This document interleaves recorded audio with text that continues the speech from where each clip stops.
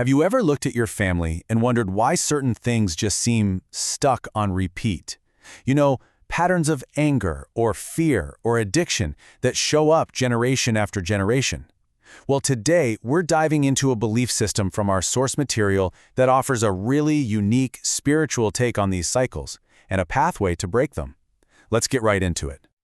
Yeah, it's a question a lot of us have asked ourselves, right? We see these things happen, and sure, some of it is definitely learned behavior, stuff we just pick up from the family culture around us. But this framework we're exploring suggests there's often something deeper going on, a spiritual dimension. So the big question is, how do we break these cycles for good? So according to this framework, the starting point isn't just about trying harder or having more willpower. Nope, it's about a foundational shift, a spiritual event described as a new birth that actually creates a brand new, legal reality for you. Now that word legally is everything here. The idea is that conversion isn't just some emotional high, it's a complete change of spiritual citizenship. It's like you've moved out of one country and into another. The laws, the claims, the jurisdiction of that old kingdom, they just don't apply to you anymore. Think of it like this. Imagine a spiritual courtroom, and there's this long list of charges against you. Every mistake, every debt, every accusation from your past or even from your ancestors. Well, this scripture is interpreted to mean that a giant paid in full stamp was just slammed down on that document. It's wiped out. It's not legally enforceable anymore. And this is presented as the final word, the mic drop. That one declaration is seen as the ultimate seal on that victory, meaning all the work that was needed for total freedom from any and all curses, it's been done. It's over, once and for all. Okay, so if freedom is legally a done deal, why do these old patterns stick around so much? That's the million-dollar question, right? So let's dig into how these generational patterns are actually thought to work in the first place. All right, here's the specific definition from our source material. The key phrase to lock onto is legal access. The belief here is that certain actions by our ancestors, things like worshiping other gods or getting involved in the occult, basically opened a door, giving negative spiritual forces a legal right to hang around the family line. Now, this is such a critical distinction. Psychology can help us understand learned behaviors, the dysfunctional habits we pick up that we can unlearn. But this framework suggests another category. Patterns that feel almost irrational, that are incredibly persistent no matter what you do. The idea is that these often have a spiritual root and need a spiritual solution. Okay, so this brings us to the really practical part, the how-to. This is all about how we take that legal position of freedom and make it our actual, day-to-day, lived experience. Here's the whole roadmap.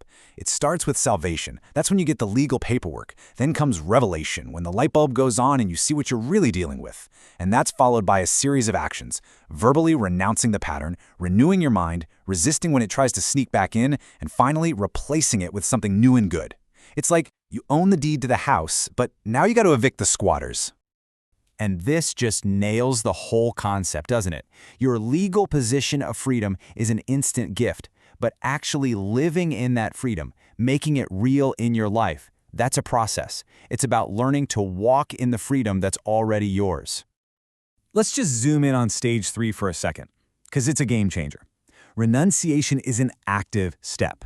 This isn't about sitting back and hoping things get better. This is you, on your feet, using your spiritual authority to verbally declare that agreement is broken. It's over. You're enforcing a victory that's already been won for you. And right after that powerful declaration comes the battle between your ears. Stage 4 is all about inner transformation. It means hunting down the lies that have been fueling that old pattern. Thoughts like, I'll never change, or this is just how my family is, and intentionally, systematically replacing them with truth. You're literally rewiring your brain. So you've claimed your freedom. Awesome. But how do you keep it? How do you make sure it sticks? This next part is all about the keys to making that liberation last for the long haul.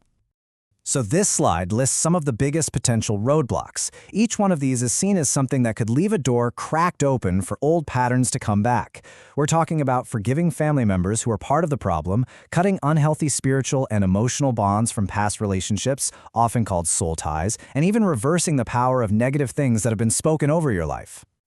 And the source puts a giant flashing sign on this one, unforgiveness. In this context, it's not a feeling, it's a choice. It's a decision to release people from the debt you feel they owe you, and doing that is believed to unlock your own progress and slam a major door shut on your spiritual enemy.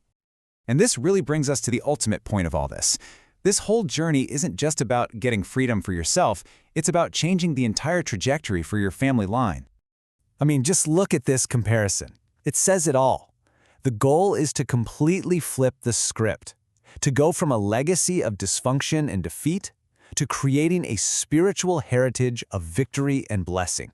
It's a shift from just reacting to your past to proactively building a brand new future. So the bottom line is, this is a profoundly generational act. When you break a negative cycle in your life, you're not just helping yourself. According to this belief system, you're actually handing down an inheritance of freedom. You're ensuring the buck stops with you. You become a chain breaker. And that leaves us with this final thought, a really personal question to reflect on. When you look at the patterns in your own life, the good and the bad, what are you passing on? What spiritual inheritance, what kind of legacy are you intentionally building for the generations that will come after you?